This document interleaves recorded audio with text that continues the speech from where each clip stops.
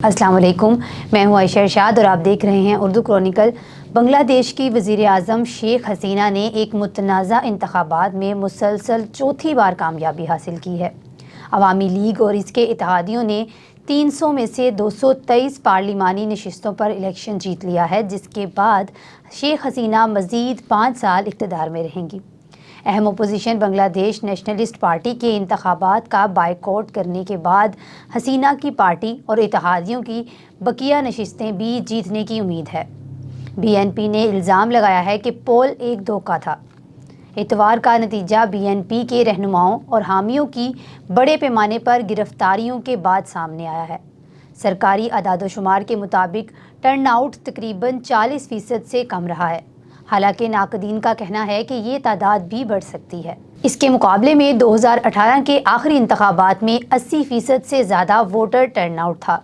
आज़ाद उम्मीदवार, जिनमें से तकरीबन सभी खुद अवामी लीग के थे, उन्होंने 45 नशिस्तें जीतीं और कौमी जमात ने 8 नशिस्तें जीतीं। तवक्को है कि नताइज का बाज़ाब्ता ऐलान पीर को बाद में किया जाएगा। ये मोहतरमा हसीना की मजमूई तौर पर 5वीं मुद्दत है, जो पहली बार 1996 में वज़ीर आज़म बनी और 2009 में दोबारा मुंतखब हुई। इसके बाद से इक़्तिदार में रहीं। उन्होंने वोट डालते हुए सहाफ़ियों को बताया कि मैं इस बात को यकीनी बनाने की पूरी कोशिश कर रही हूँ कि इस मुल्क में जमहूरियत बरकरार रहे। अवामी लीग के जनरल सेक्रेटरी उबैदुल कादिर ने सहाफ़ियों को बताया कि मोहतरमा हसीना ने पार्टी रहनुमाओं और हामियों को हदायत की है कि वो फतह के जुलूस ना निकालें और ना ही जश्न में शामिल हों। ह्यूमन राइट्स वॉच का तखमीना है कि 28 अक्टूबर को अपोजिशन की एक रैली पर तशद्दुद होने के बाद तकरीबन 10,000 कारकुनों को गिरफ्तार किया गया, जिसके नतीजे में कम अज़ कम 16 अफराद हलाक और 5,500 से ज़ायद ज़ख्मी हुए। इसने हुकूमत पर हुक्मरान अवामी लीग के सियासी मुखालफिन से जेलें बढ़ने का इल्ज़ाम भी लगाया। अवामी लीग ने इन इल्ज़ामात की तरदीद की है। खदशा जाहिर किया जा रहा है कि अवामी लीग की ये नई जीत का एक पार्टी की हुकूमत को डिफेक्ट कर सकती है। कम लोग हुकूमत से अपने क्रैकडाउन में नरमी की तवक्को रखते हैं। मज़ीद ये कि अगर अपोजिशन जमातें और सिविल सोसाइटी के ग्रुप हुकूमत की कानूनी हैसियत पर सवाल उठाते रहते हैं। अवामी लीग की जानिब से इंतखाबात के लिए आज़ाद निगरान हुकूमत के मुतालबात को मुस्तरद किए जाने के बाद BNP ने इंतखाबात का बायकॉट किया। इस वक्त तक हमारी पुरअमन और अदम तशद्दुद की तहरीक भरपूर तरीके से जारी रहेगी। BNP के कायम मुकाम चेयरमैन तारिक रहमान ने लंदन से ईमेल के ज़रिए BBC को बताया, जहां वो 2008 से मुकीम हैं। तारिक रहमान, जो मोहतरमा हसीना की तल खरीफ साबिक वज़ीर आज़म खालिदा ज़िया के बेटे हैं, उन्होंने भी इन इल्ज़ामात की तरदीद की कि BNP पार्टी के कारकुन इंतखाबात से कबल आतिशज़दगी के हमलों में मुलव्वस थे।